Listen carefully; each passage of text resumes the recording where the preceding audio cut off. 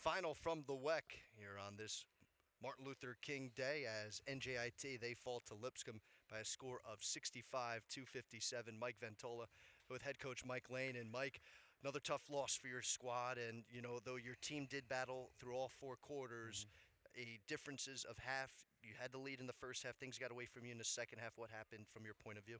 Yeah, I thought, cliche, but I think we played not to lose. I thought we got tight on, we got a good whistle early in the third quarter. We were attacking. We were getting to the free throw line. That's where we want to do it.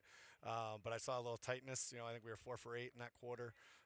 So that was unfortunate. And I think, again, like we started. Once you start to feel a little pinch, then it gets to be a big clutch. And, we just couldn't break out. We couldn't find a rhythm. We couldn't find anything. And I think it was a little bit, I thought we settled for a lot of jump shots. We were just out of rhythm. We just could not get the rhythm that we had earlier.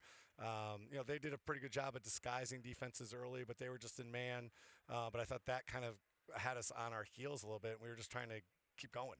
Again, I just thought we settled too much. We had that whistle early, and then you're not going to win in Division I basketball settling for jump shots. And I thought that was where we failed the most. It seemed like in the first half, too, though, low scoring. I know both teams weren't, recording the shooting percentages that both teams would have wished for at that point, but you were finding ways to get steals. You were playing strong defensively in moments, which led to the offensive points you were able to record. Was that some of the message that you carried over to your team in going into the second half and say, hey, we're doing what we can defensively. Let's just see what we can do more on an offensive side of things? Absolutely. I thought our defensive effort was great. We were denying, we were boxing out, we were holding them to one shot. That's exactly what we needed. And I thought our denial was still pretty good. They did some things, some backdoor things, but I thought we handled that fine. I just thought our rebounding effort went away totally. And, we're not the biggest team, and sometimes we're getting out rebounded at the guard spot more than we'd like. I just thought they outworked us, and that's been their MO a little bit. We told them that. We're like, hey, they're going to come out and fight. They're not going to give up, and if they can get some threes going, it's going to be nice for them. I thought we played right into their hands by settling for shots, and I thought we were trying to do, we just stopped communicating on defense, and it's always down here on this end in the second half where they're away from our bench, and they got to learn that they're on their own down there a little bit, and they got to talk more.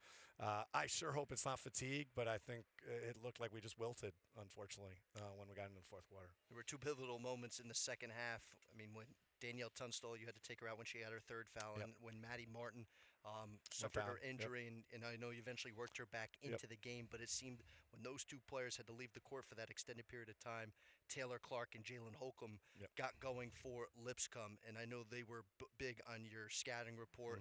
Was that what you were kind of, when you saw doing what they were doing, how much emphasis did you have? Like, hey, we can't allow these girls to do what they ended up actually doing in the second half? Yeah, it was really tough. Obviously we think Danny's a really good matchup with Taylor, and now Danny's out, and you got a different matchup there, and we didn't have an answer for her, and that's been a real problem in our league. I mean, she's been putting up some numbers. I thought we kept her in check, and then they got going, and I thought we did a really good job on Holcomb in the first half, and then they were specifically trying to get her the ball. We knew that, but she was getting the ball, getting downhill.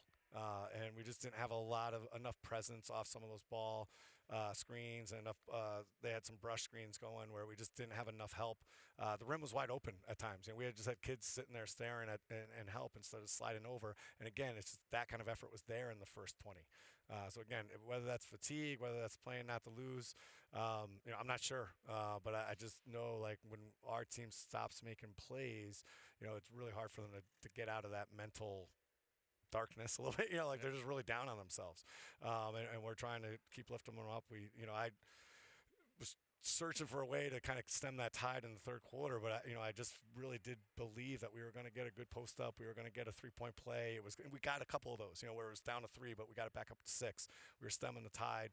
So I just I feel awful. I kind of feel like I let that lead evaporate myself, and didn't help the girls out. But I told them I want to keep believing that they can fight those through. And I thought we had enough stoppages. It wasn't like a 10-0 run and it was tied. It happened over a long period of time. I thought we'd respond in the fourth. Unfortunately, we couldn't.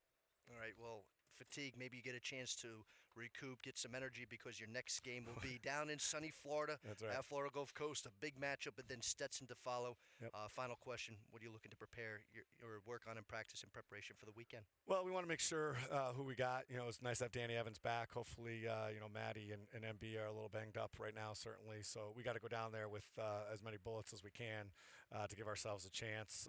So I think we'll bounce back. That was a really big challenge to them to bounce back after a disappointing Kennesaw loss. I thought we showed out great. I thought that was great. They have that in them. They got to put this one away, and they got to learn the lesson of playing not to lose and to keep our attack mentality.